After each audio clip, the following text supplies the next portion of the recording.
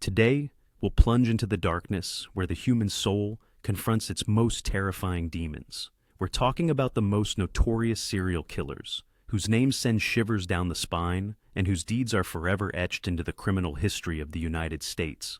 Rodney Alcala, his charming demeanor and a winning appearance on the popular television show The Dating Game in 1978, painted Rodney Alcala as an eligible, intelligent bachelor. Yet, this charismatic photographer was leading a horrifying double life as a prolific and sadistic serial killer.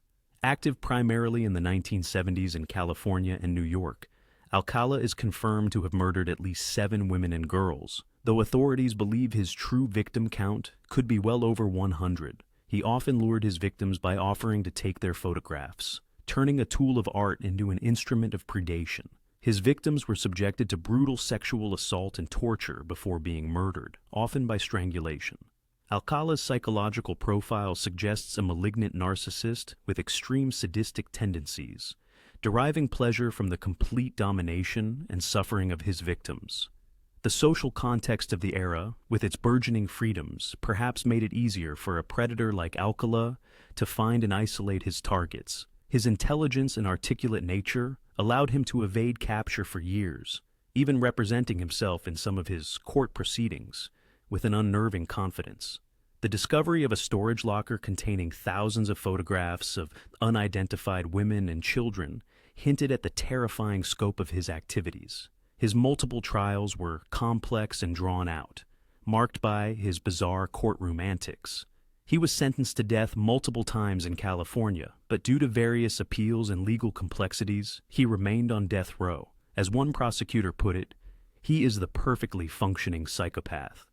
Alcala died of natural causes in prison in 2021, his full list of victims perhaps forever unknown. How many other smiling faces in positions of perceived innocence hide such calculated, predatory instincts? Samuel Little, a man whose charming facade concealed a predator of unprecedented scale, Samuel Little operated across the United States for over 3 decades, from the 1970s to 2005. His true nature was that of a ghost, preying on the vulnerable, women on the fringes of society, sex workers, drug users, individuals whose disappearances might initially go unnoticed, their voices tragically unheard. Little wasn't just a killer, he was a meticulous collector of lives, claiming he had murdered 93 people. His method was brutal, often strangulation, a chillingly intimate act of violence. For years he evaded justice, a phantom drifting from state to state, his victims' fates unknown. The social fabric frayed in the communities he passed through, fear a silent undercurrent. The psychological profile of Little suggests a profound lack of empathy, a sociopathic detachment, coupled with a terrifying ability to blend in.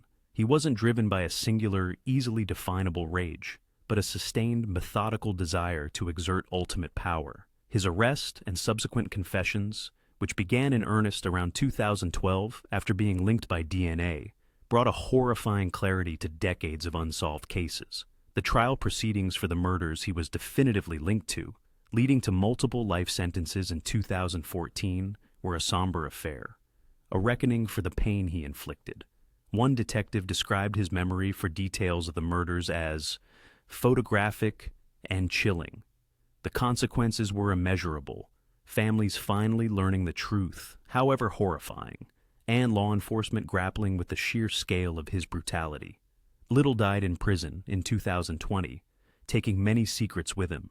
How many more lives did this single, unassuming man truly extinguish? And how many like him walk among us, their darkness artfully concealed? Anthony Buono. Los Angeles in the late 1970s was gripped by fear due to the Hillside Strangler, a name that evoked terror as young women began disappearing, their bodies later found dumped on hillsides. Anthony Buono, a seemingly ordinary auto upholsterer, was one half of this deadly duo, operating alongside his younger cousin, Kenneth Bianchi. Between 1977 and 1978, they claimed the lives of 10 young women and girls, ranging in age from 12 to 28. Their modus operandi was to impersonate police officers, luring their victims into their car, where they were then subjected to rape, torture, and strangulation. Buono, the older and reportedly more dominant of the two, presented a facade of normalcy to his community, a chilling contrast to the monstrous acts he committed. His psychological profile points to a deeply manipulative and sadistic individual, capable of compartmentalizing his horrific crimes from his everyday life. The social environment was one of increasing panic. Women were afraid to go out alone, and the city's nightlife was shadowed by an invisible threat.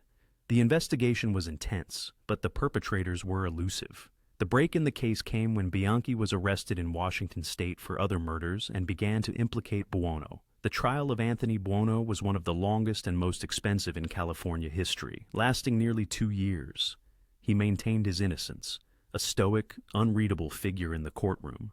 In 1983, he was found guilty and sentenced to life in prison, without the possibility of parole.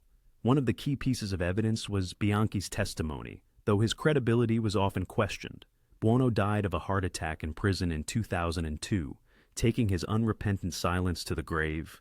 When familial bonds become chains of shared, unspeakable evil, what hope is there for redemption or understanding? Gary Ridgway. For nearly 2 decades, the Green River Killer haunted the Pacific Northwest. His name synonymous with the dozens of women, many of them vulnerable sex workers or runaways, who vanished from the streets of Seattle and Tacoma in the 1980s and 1990s. Gary Ridgway, a long-haul truck painter from Auburn, Washington, was the man behind this reign of terror. He confessed to 49 murders, though he is suspected of many more, possibly upwards of 90, making him one of America's most prolific serial killers. Ridgway's victims were often strangled, their bodies dumped in remote, wooded areas or near the Green River. His psychological profile suggests a man driven by a deep-seated hatred of women, particularly prostitutes, coupled with a cunning ability to evade capture for so long. He was married multiple times and maintained an outward appearance of normalcy, blending into his community. The social context was one where marginalized women were particularly vulnerable, their disappearances often not immediately drawing widespread attention. The Green River Task Force was one of the longest and most expensive investigations in U.S. history. Ridgway was finally arrested in 2001, thanks to a breakthrough in DNA technology linking him to several early victims.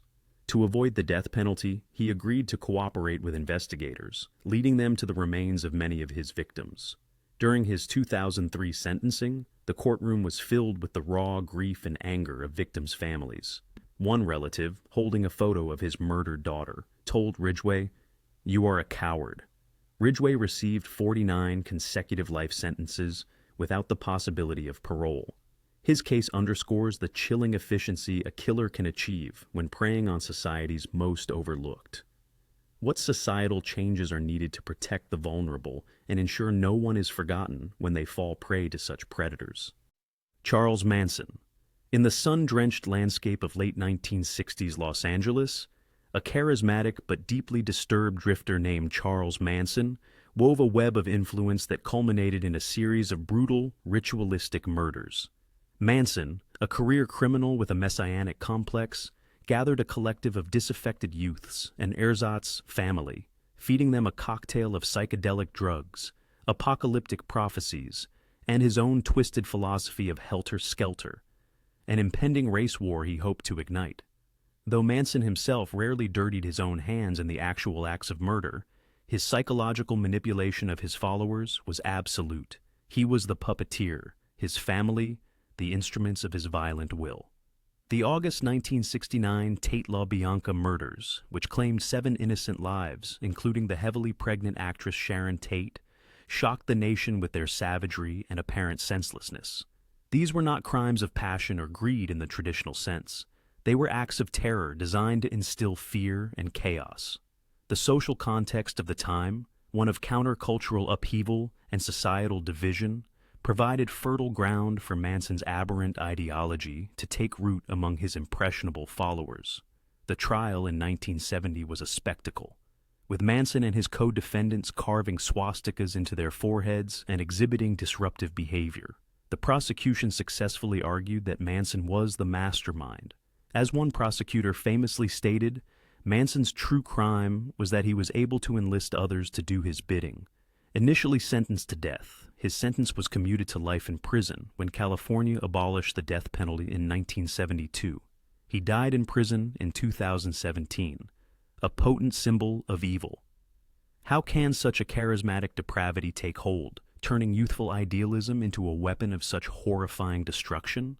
Edmund Kemper, standing at an imposing 6 feet 9 inches with a reported IQ of 145, Edmund Kemper, also known as the co-ed killer, presented a terrifying paradox of intellect and brutality.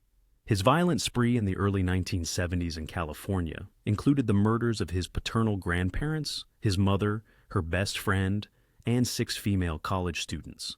Kemper's childhood was deeply troubled, marked by a dysfunctional relationship with a domineering and abusive mother, which many psychologists believe fueled his rage towards women. His psychological profile reveals a complex mix of high intelligence, deep-seated resentment, and necrophilic tendencies.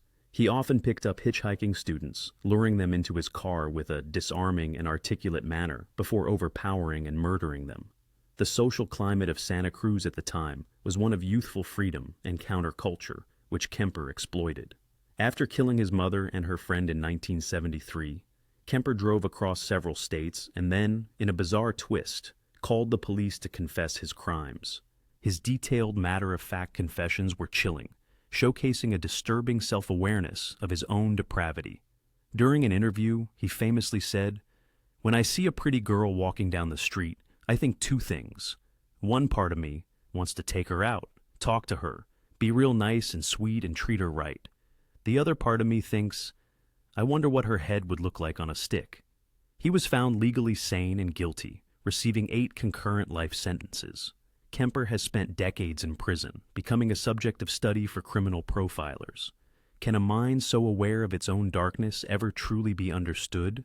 Or does it simply serve as a chilling example of humanity's capacity for monstrous acts? David Berkowitz.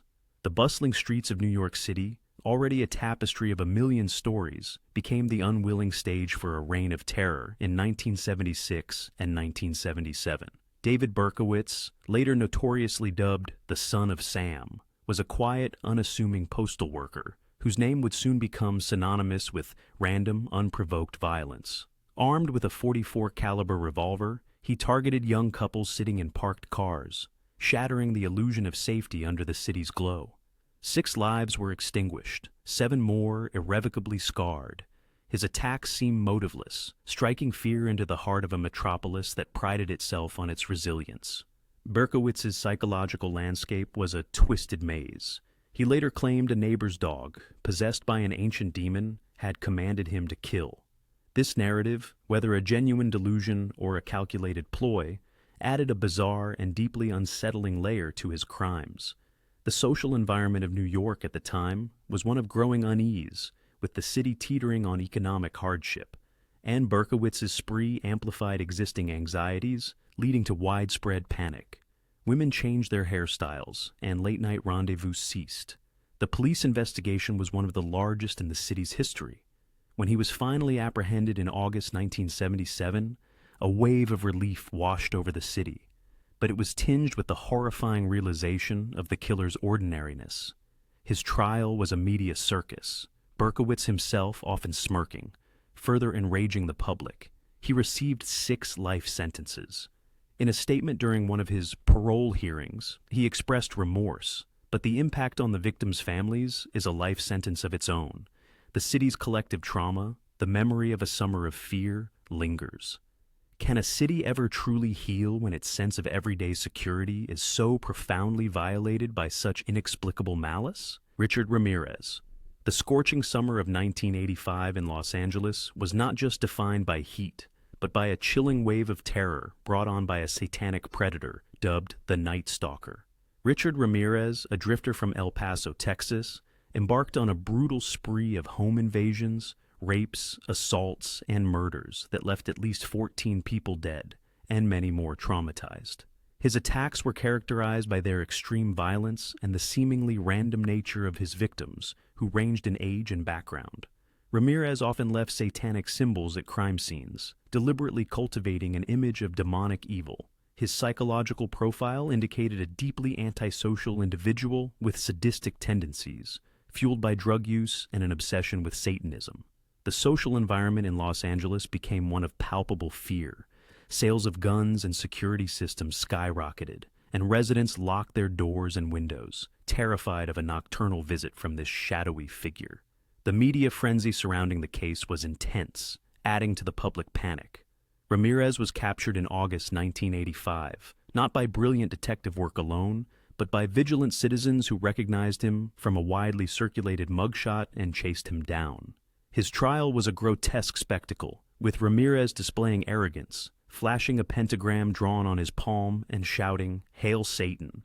He was convicted in 1989 of 13 murders and numerous other charges, and sentenced to death. He remained on death row for over 2 decades, a symbol of unrepentant evil, before dying of complications from B-cell lymphoma in 2013. "Evil is a real presence in this world," a prosecutor in his case remarked. When fear itself becomes a killer's weapon, how does a community reclaim its sense of safety and peace? Jeffrey Dahmer. Beneath a veneer of quiet introversion, Jeffrey Dahmer of Milwaukee, Wisconsin, harbored a horrifying secret life that would eventually earn him the monstrous moniker of the Milwaukee Cannibal. Between 1978 and 1991, Dahmer lured 17 young men and boys to his apartment, where he subjected them to unspeakable acts of murder, necrophilia, and cannibalism. His victims were often marginalized individuals, making their disappearances less immediately noticeable. Dahmer's psychological profile revealed a profoundly disturbed individual, plagued by feelings of loneliness and an obsessive desire for complete control over his victims, even in death. He sought to create living zombies, compliant companions, a chilling testament to his warped internal world. The social environment in which he operated, a quiet urban neighborhood, never suspected the horrors unfolding behind closed doors. The discovery of his crimes in July 1991 sent shockwaves not just through Milwaukee, but across the globe. The gruesome details of his apartment, the human remains, the tools of dismemberment, painted a picture of unimaginable depravity. The trial in 1992 focused heavily on his sanity. Was he legally insane or a calculating evil man? The jury found him sane and guilty. He received 15 life sentences.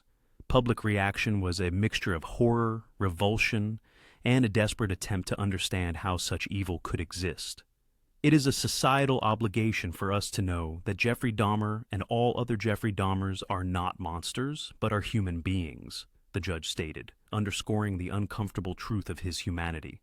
Dahmer was killed by a fellow inmate in 1994. His case forced a horrifying look at the darkest capabilities of the human mind. What unseen torment or twisted desires could lead a person to such systematic and complete dehumanization of others? John Wayne Gacy. To the community of Norwood Park, Illinois, John Wayne Gacy was a man of many faces, a successful contractor, a Democratic precinct captain, and, most famously, Pogo the Clown, a beloved entertainer at children's parties. But behind this jovial, public-spirited facade lurked a sadistic serial killer. Between 1972 and 1978, Gacy murdered at least 33 teenage boys and young men. He would lure his victims to his home with promises of work or money, then, in a horrifying betrayal of trust, would subject them to sexual assault, torture, and ultimately, strangulation. The crawl space beneath his unassuming suburban home became a mass grave. Gacy's psychological makeup was a chilling paradox, the outgoing community figure versus the methodical, predatory killer. He exhibited traits of a narcissistic sociopath, devoid of empathy, capable of compartmentalizing his life to an extraordinary degree. The social environment was one of suburban normalcy, making the eventual discovery of his crimes all the more shocking. The investigation began with the disappearance of 15-year-old Robert Piest in 1978. The subsequent search of Gacy's home unearthed a house of horrors. His trial in 1980 was a grim affair, with the prosecution detailing his methodical cruelty. Gacy himself showed little remorse. One survivor's testimony spoke of Gacy saying, "You know, clowns can get away with murder." He was convicted of 33 murders and sentenced to death. John Wayne Gacy was executed by lethal injection on May 10, 1994. The legacy of his crimes includes the profound grief of dozens of families and a chilling reminder that evil can wear the most disarming of masks, How could a man who brought joy to children in one breath steal the lives of young men in the next? And what does this say about the faces we present to the world? Fred West. While the focus often rests on American cases, the story of Fred West and his wife Rose serves as a horrifying parallel from across the Atlantic, in Gloucester, England, demonstrating that such depravity knows no borders. From the 1960s through the 1980s, Fred West, a seemingly unremarkable builder, orchestrated a campaign of abduction, sexual abuse, torture, and murder, often with the active participation of his wife. Their home at 25 Cromwell Street became a charnel house, where at least 12 young women and girls, including one of their own daughters, met their end. West's personality was reportedly a strange mix of outwardly jovial and deeply sinister. He was manipulative and controlling, with a long history of sexual deviancy. The psychological portrait that emerged was one of profound sadism and a complete lack of empathy, a darkness that seemed to envelop his entire family. The social environment was a working-class British neighborhood, where the horrors within Number 25 remained hidden for decades, a testament to the insular nature of such evil. The full extent of their crimes began to unravel in 1994, when investigations into the disappearance of their daughter, Heather, led police to excavate their garden and cellar. The discoveries were gruesome beyond imagination. Fred West was charged with 12 murders. However, before he could face full justice in a trial, he took his own life in his prison cell on New Year's Day, 1995.